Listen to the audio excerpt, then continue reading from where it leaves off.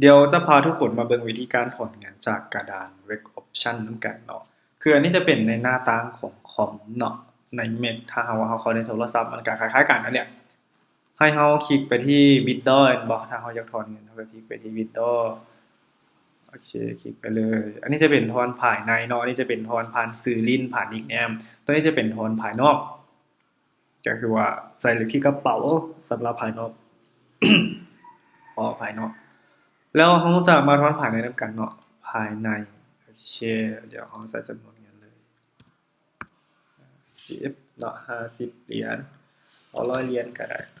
100แล้วก็ห้องนี้จะเป็นนิกแนมเนาะเดี๋ยวเราใส่นี่จะเป็นซื้อของนนเนาะ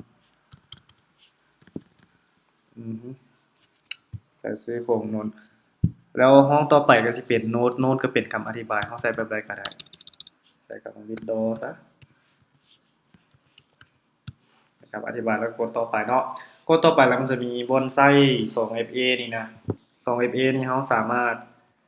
เราจะได้คัดลอกเอารหัส 2FA ที่ว่าเราตั้งมาละเนาะเดี๋ยวพิมพ์ใส่ไปกัน935รหัส 2FA นี่มันเปลี่ยนแปลงตลอดได้ทุกคนโอเคหลังจากเขาก็ข้อมูลตามนี้มันเรากดคอนเฟิร์มเลยเนาะได้เห็นบ่ตัวเลขอยู่นี่มันก็ลดลงมาจาก800เหลือ700เนาะไปเบิ่งประวัติอือฮึประวัติการถอนออกเนาะ ก็ถือว่าประมาณนี้สำหรับเรื่องของการถอนเงินก็บ่ได้ยากทุกคนโอเค